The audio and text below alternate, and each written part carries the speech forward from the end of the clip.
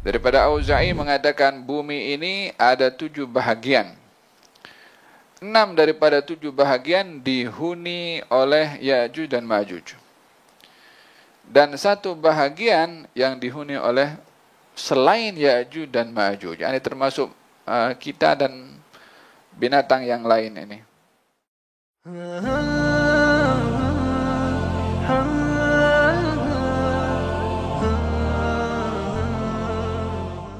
Penonton dirahmati oleh Allah Subhanahu wa taala. Ya'juj dan Ma'juj adalah bahagian daripada tanda kiamat yang besar. Ianya muncul setelah pembunuhan Dajjal, mendahului munculnya Ya'juj dan Ma'juj, didahului oleh Dajjal terlebih dahulu. Dajjal akan turun dan merupakan fitnah yang paling besar dalam umat ini, dan yang menjadi kerisauan pada setiap nabi adalah fitnahnya Ad-Dajjal. Fitnahnya Ad-Dajjal, kata baginda Rasulullah sallallahu alaihi wasallam, tidak ada seorang nabi yang diutus oleh Allah melainkan akan mengingatkan kepada kaumnya atau kepada umatnya tentang bahaya fitnahnya Ad-Dajjal, dan diperintahkan untuk berlindung kepada Allah daripada fitnahnya Ad-Dajjal. Dajjal diberikan kekuatan yang luar biasa, menjadi fitnah kepada orang yang memiliki iman pun juga boleh terbawa beriman kepada Dajjal, disebabkan keluar biasaan yang ditunjuk oleh Dajjal untuk meyakinkan orang supaya beriman kepadanya. Setelah munculnya Ad-Dajjal selama 40 hari,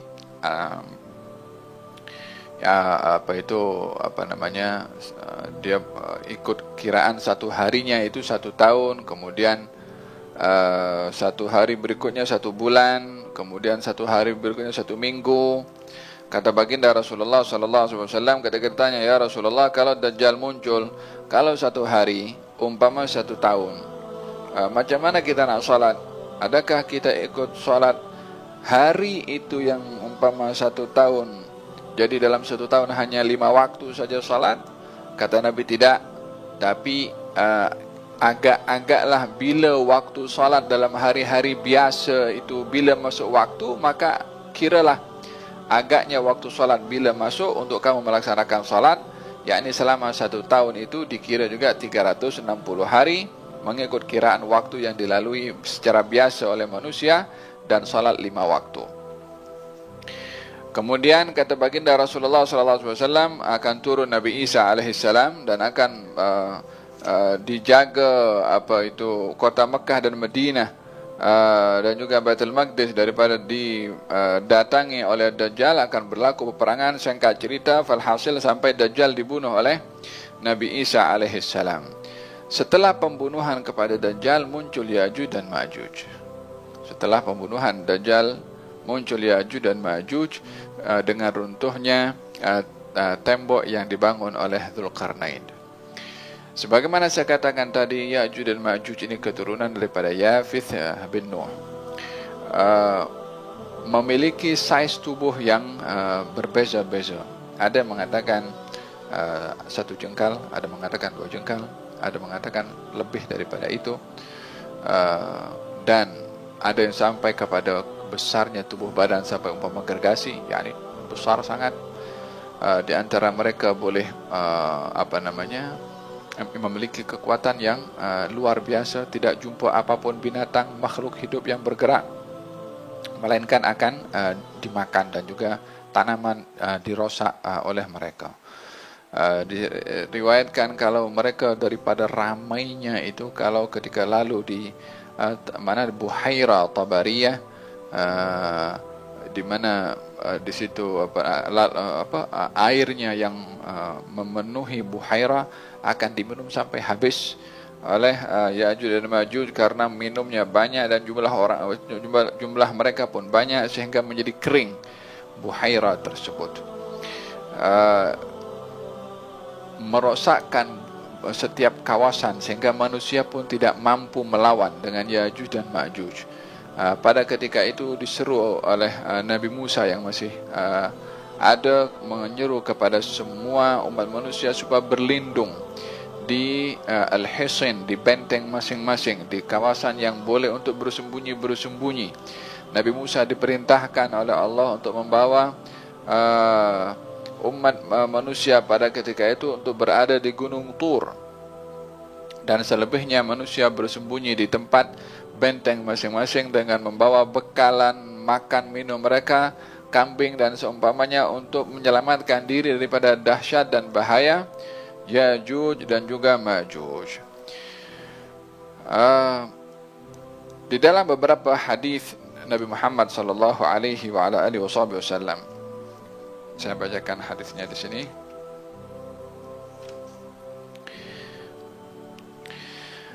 Wa yatahassan an-nasu minhum fi husunihim, dan manusia akan bersembunyi di benteng masing-masing. Fayarmuna sihamahum ila as-sama' fayarji'u ilaiha ad-dam. Ketika manusia sudah tidak mampu berlawan dengan Yajuj dan Majuj, maka Yajuj dan Majuj mengatakan, kita dah kalahkan penduduk bumi, kali ini kita akan perangi penduduk langit. Maka mereka menghujankan panahnya menuju ke langit.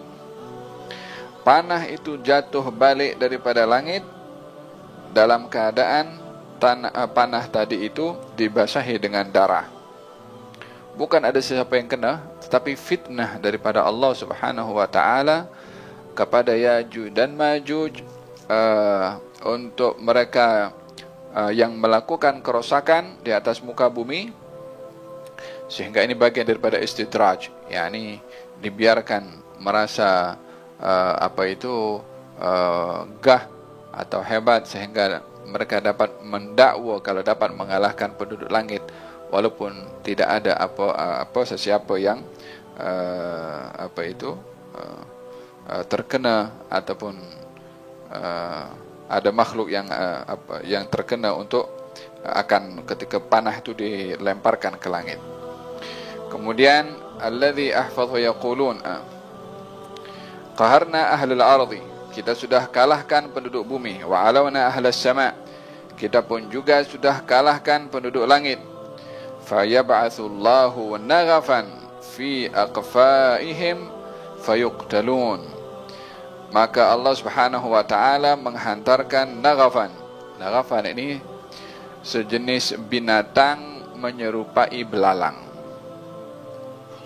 dengan jumlah yang begitu banyak, yang menggigit bahagian belakang kepala Yajuj dan Majuj, sehingga jumlah bilangan naghaf ini yang menggigit bahagian kepala, bahagian belakang Yajuj dan Majuj, menyebabkan mereka mati, dan matinya itu dengan sigra, yakni tidak ada satu tapak di atas muka bumi kecuali mayatnya Yajuj dan Majuj bergelimpangan, sehingga bumi ini berbau busuk karena tidak dapat karena mayat mereka sudah menjadi busuk, sehingga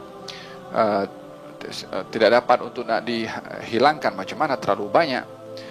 Sampai pada akhirnya Allah Subhanahu wa taala menghantarkan hujan dan juga menghantarkan burung untuk membawa jasad mereka dan dicampakkan ke laut. Setelah itu barulah bumi ini akan menjadi subur balik, tumbuh-tumbuhan akan tumbuh, dipenuhi hijau bumi ini. Setelah itu akan dihantarkan angin oleh Allah, mencabut nyawa orang-orang beriman, dan setelah semuanya meninggal daripada orang-orang beriman, hari kiamat akan berlaku kepada baki penduduk bumi yang tidak ada lagi orang yang beriman. Kata baginda Rasulullah sallallahu alaihi wasallam, tidak berlaku hari kiamat sehingga di atas muka bumi ini tak ada seorang pun yang menyebut Allah. yakni dah tak ada lagi sebut Allah. Al-Quran bila mana dilihat akan hilang. Kertasnya ada namun tulisannya tidak ada. Orang yang dia menghafal Al-Quran akan hilang sedikit demi sedikit. Ayat pun tak boleh lagi, walhasil tidak ada lagi Quran, tidak ada lagi lafaz Allah disebutkan, dan kekufuran memenuhi bumi setelah itu. Kepada mereka lah berlakunya hari kiamat. Hal ini menuntut kepada kita al-iman. Menuntut kepada kita al-iman disebabkan oleh karena berita ini adalah berita yang disampaikan oleh Nabi namun belum berlaku. Dan cara terjadinya pun juga agak berlainan daripada kebiasaan apa yang kita lihat dan kita alami dalam hidup kita saat ini. Dikatakan bahwasanya Ya'juj dan Ma'juj Ya'juj dan Ma'juj dibinasakan oleh Allah Subhanahu wa taala dengan doa Nabi Isa alaihissalam ketika berada di Gunung Tur, berdoa kepada Allah Subhanahu wa taala untuk diberikan pertolongan berhadapan dengan Ya'juj dan Ma'juj, dan tidak mampu dengan kekuatan yang ada kepada manusia. Disitulah dihantarkan pertolongan daripada Allah dengan binatang yang menggigit bahagian kepala belakang Ya'juj dan Ma'juj sehingga mereka bergelimpangan mati. Dikatakan Ya'juj dan Ma'juj ini mempunyai kekuatan yang luar biasa, boleh bertahan di musim sejuk dan boleh bertahan di musim panas. Kekuatan yang ada pada Ya'juj dan juga Ma'juj. Katanya An Amr ibn al-As, Imam al-Qurtubi mengatakan, Inna Ya'juj wa Ma'juj dhara'a jahannam laysa fihim sadiq wa hum ala thalathati asnaf ala tul shibr wa ala tul shibrain wa thuluthun minhum tuluhu wa urduhu sawa wa hum min walad Yafith bin Nuh alaihi salam. Diriwayatkan daripada Amr bin As, katanya Ya'juj dan Ma'juj ini akan memenuhi neraka Jahannam, dan mereka ini ada 3 golongan. Di antara mereka ada yang panjangnya 1 jengkal, ada yang 2 jengkal, 1/3 daripada mereka tinggi dan lebarnya sama.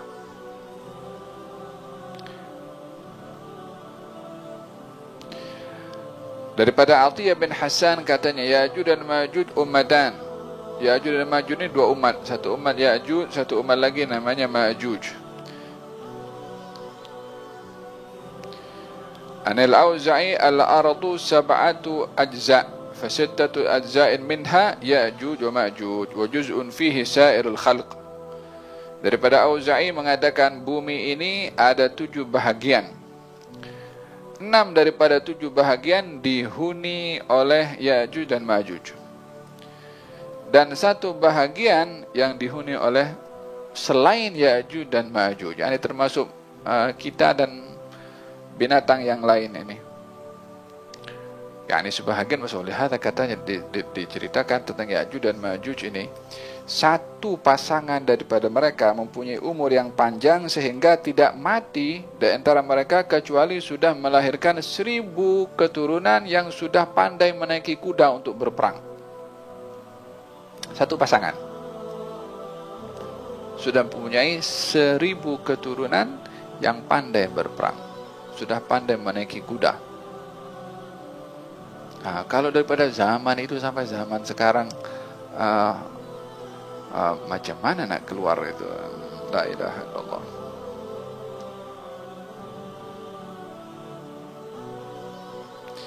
Wa yurwa annahum ya'kuluna jami'a hasyaratil ardi minal hayyati wal aqarib wa kulli dhi ruhin mimma khalaqallahu fil ard. Diriwayatkan Ya'juj dan Ma'juj ini makan apa saja yang ada di atas muka bumi, daripada serangga, ular, kalajengking dan setiap yang bernyawa. Wa laysa lillahi khalqun yanmi kanama'ihim fil 'am al-wahid wa la yazdadu ka ziyadatihim wa la yakthur ka kathratihim yatada'awna tada'il hamam wa ya'wawna 'awa'al kilab wa yatasafaduna tasafud al-bahaim haitsu iltagaw. Kalau berjumpa satu dengan yang lain, pembicaraan mereka macam gonggongan anjing, bahasa mereka.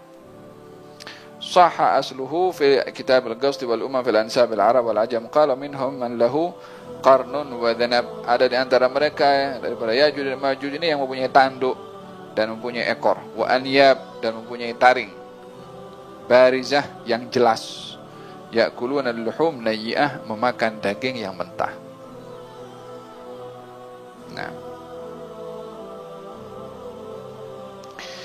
Ka'bul Ahbar meriwayatkan bahwasanya Ya'juj dan Ma'juj ini ada 3 golongan. Satu di antara mereka mempunyai tinggi seperti pokok beras, atau wasinfun, di antara mereka ada yang tingginya 4 hasta tinggi dan 4 hasta lebar. La ilaha illallah. Wasinfun yaftarishuna adhanahum wa yaltahifuna bil ukhra. Ada golongan daripada Ya'juj dan Ma'juj ini telinganya besar. Salah satu daripada telinganya boleh jadi alas tidur, yang satu lagi boleh jadi penutup badan. Untuk telinganya sendiri.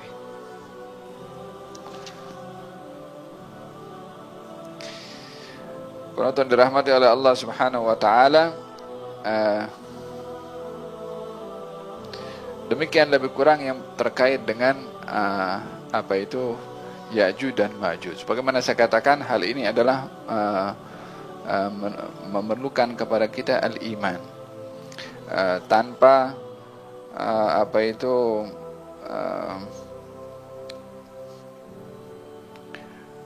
mendetailkan terlalu terperinci, karena banyak riwayat-riwayat yang disebutkan juga yang merujuk kepada riwayat-riwayat Israiliyat atau diriwayatkan oleh Bani Israel. Intinya adalah Ya'juj dan Ma'juj adalah makhluk yang akan menjadi fitnah di akhir zaman setelah terbunuhnya Dajjal, akan merosakkan di atas muka bumi ini. Tidak ada apapun yang bergerak kecuali akan dirosakkan olehnya. Manusia tidak boleh berlawan dengannya. Diperintahkan untuk masing-masing bersembunyi di tempat masing-masing, menyelamatkan diri daripada kekejaman Ya'juj dan Ma'juj. Dan yang hanya membinasakan Ya'juj dan Ma'juj adalah Allah Subhanahu wa taala, dengan dihantarkan salah satu tentera Allah Subhanahu wa taala berupa dawab, binatang yang menggigit bahagian kepala Ya'juj dan Ma'juj, sehingga jasad itu akan bergelimpangan di atas muka bumi dan akan dibawa oleh banjir besar dengan turunnya hujan, dan bumi ini akan menjadi subur kembali. Lalu setelah itu adanya orang-orang beriman setelah itu masih menikmati kenikmatan suburnya bumi, lalu kemudian pada saat itu akan dihantarkan angin untuk mematikan setiap orang-orang yang beriman, sehingga Al-Quran akan dihapus. Kemudian tak ada lagi orang menyebut Allah Subhanahu wa taala. Setelah itu barulah kiamat akan terjadi, ditiupkan sangkakala yang pertama untuk mematikan semua makhluk, dan sangkakala yang kedua adalah untuk membangkitkan semua makhluk untuk berhadapan dengan Allah Subhanahu wa taala. Moga-moga Allah Subhanahu wa taala melindungi kita semua daripada fitnahnya Ad-Dajjal, dan melindungi kita semua daripada lemahnya iman, dan dilindungi oleh Allah Subhanahu wa taala daripada segala bahaya yang boleh membahayakan kepada kita di akhirat. Dan mudah-mudahan Allah perkuat iman kita bil ghaib, dan moga-moga Allah Subhanahu wa taala anugerahkan kepada kita husnul khatimah insyaallah.